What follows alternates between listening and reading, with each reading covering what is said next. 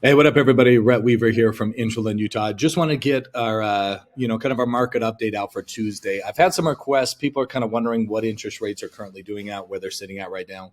APR wise, just kind of want to go over that. To give you kind of an idea, conventionals around 6.625 right now, FHVA right around 5.99 as far as the par rate at no cost. So interest rates are still doing pretty good. Like we told you last week, this is going to be a little bit of a roller coaster until we get into the month of May with a lot of announcements, a lot of data that is basically lagging. One thing that I want to go over today, and I think this is something that's very important to start talking about with a lot of your clients that are out there, is really we're going to go over some new builds nationwide. A lot of that data came out today. And so, as you can see, with the housing starts and permits, we're looking at starts, we're looking at permits, we're looking at completions. And just to kind of go over that data, just to kind of help you guys out and prepare for this, we're in a shortage right now. And with a shortage becomes a supply and demand issue, which means the values of properties are only going to go up this year. There's just not enough homes on the market, and I'm going to show you a graph here in a minute as far as what that looks like. But I wanted to kind of put this into your attention to understand year over year they are just not starting or building or completing homes like they used to. And so if we're a million homes short from where we typically should be nationwide that are listed on, in the current markets right now, this is just a big subject that we need to be talking to about people that are sitting on the fence right now, basically stating the rates are high, I can't afford something, homes are at an all-time high. Well, the news here is if you wait a little bit longer and rates start to go low, these home prices are only going to go up.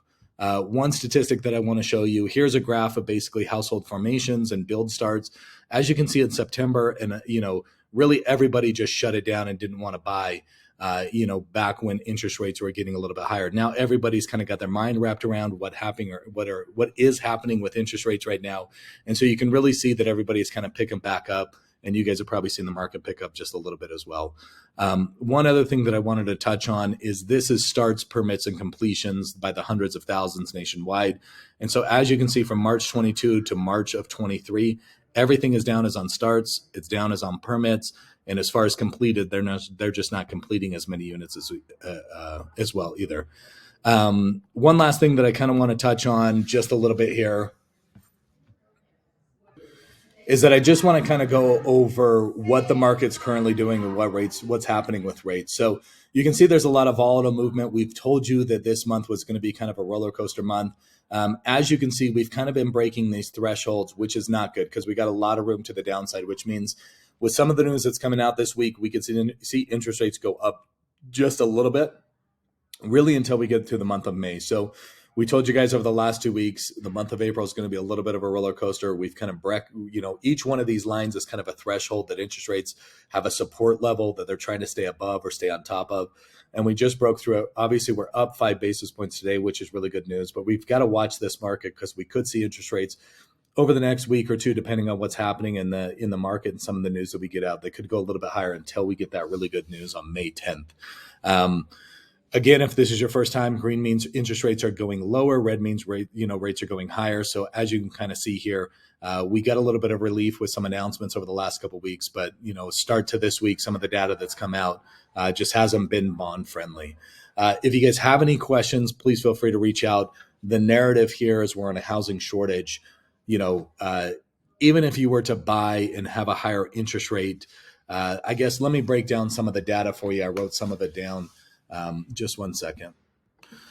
So one thing that I just want to cover really quick, if your buyer right now is going to buy a $500,000 house, and let's assume their interest rate's at 6.5%, their principal and interest payment is 25.28. When interest rates go down and they end up refinancing, and let's say it's a 5.5%, that principal and interest is going to drop to 22.71, or basically a savings of $257. The thing is nationwide, it's predicted that homes are going to go up 4%. So on a $500,000 house right now, over the life of the loan for 1 year before they're able to refinance, is going to be a $3,000 difference in interest between 6.5 and between 5.5. So that $3,000 is what they're going to have to invest in to get a 4% return on 500,000. If they do that, they're going to get a $20,000 appreciation in this current market right now. So if you look at that and then you say, oh, there's a cost to refi. So $3,000 for the higher interest rate for 1 year on the interest being paid out. Let's assume the hard cost of the refi are $3,500. And so we're right around $6,000, almost $7,000 in a hard cost to buy a home right now. But if their home appreciates this year and they get $20,000 of value added back to their pocket by the end of the year, their investment by taking the higher rate netted them $13,000 in 1 year. So the narrative that we've really got to talk about here is, if you were an investor and you could say, hey, for $250 a month, I'll get you $13,000 by the end of the year, who would say no to that? Hopefully that gives you guys a little bit of context, a little bit of information. If you have any questions, feel free to reach out.